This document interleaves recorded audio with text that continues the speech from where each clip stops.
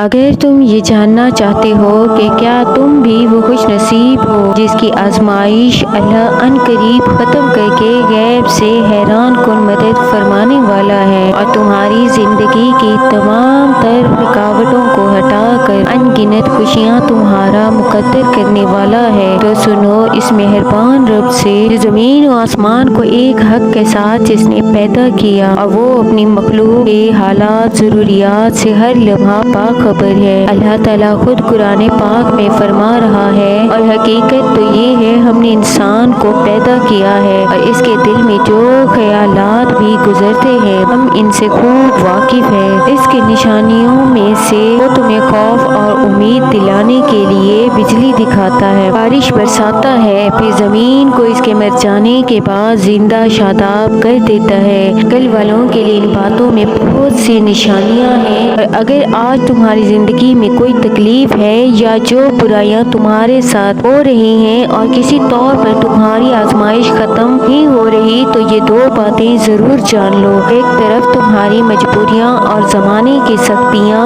دوسری طرف منزل کا واضح شعور کا نہ ہونا اکثر تمہاری راہوں میں کئی طرح کی مشکلات کھڑی کر دیتا ہے۔ جان رکھو جس طرح کشتی ساحل پر محفوظ تو رہ سکتی ہے مگر اس کی تعمیر کا یہ مقصد نہیں ہوتا، بالکل اسی طرح تم اپنے مقصد کو بھول کر اپنا راستہ ہی گم کر لیتے ہو، جس کی وجہ سے تمہاری زندگی کی کشتی بھی منجد حال میں پھنس کر رہ جاتی ہے۔ اللہ تعالیٰ خود قرآن میں اس کا جواب دے رہا ہے، کیا تم نے نہیں دیکھا کہ کشتیاں سمندر میں اللہ کی مہربانی سے چلتی ہیں کہ وہ تمہیں اپنی کچھ نشانیاں دکھا سکے؟ یقیناً اس میں ہر اس شخص کے لیے بہت سی نشانیاں ہیں صبر کا پکا اور اعلیٰ درجے کا شکر گزار ہو۔ اگر آج تمہارے کام لاکھوں تدبیروں کے بعد بھی ممکن ہو رہے ہیں تو یاد وہ واقعہ جب عزیز مصر کی بیوی زلیخا یوسف علیہ السلام کے قید خانے کو بھجوا کر اپنے نزدیک وہ انتقام لے رہی تھی، مگر فی الواقع خود اس نے یوسف علیہ السلام کے لیے تخت سلطنت تک پہنچنے کا راستہ صاف کیا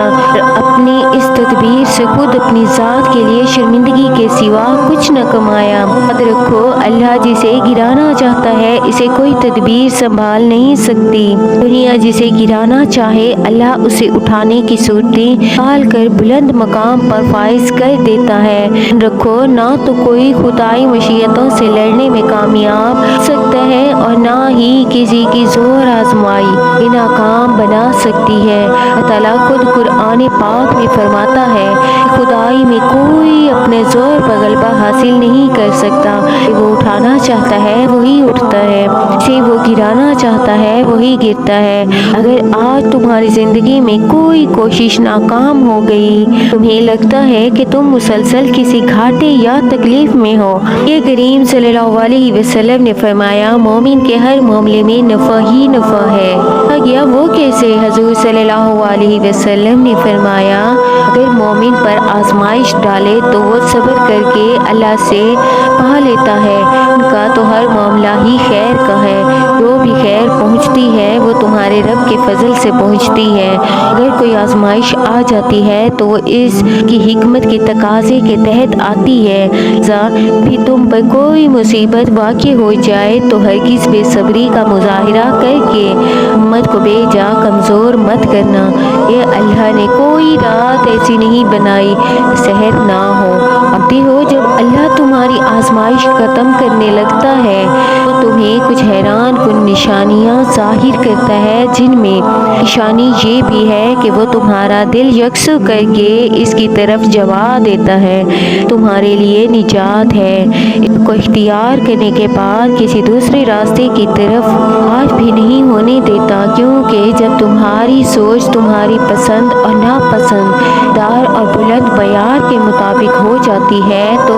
اللہ نے تمہاری فطرت کے مطابق بنائی ہے، تمہاری مختلف زندگی میں سکون بھر جاتا ہے، خود تم سے بڑھ کر فکر کرنے والا ہے۔ اور تمہیں کیا لگتا ہے یہ نشانیاں نہیں کہ تھکان کے بعد آرام کی خواہش اور پھر تم پر نیند کا غلبہ آ جانا ہی ہے؟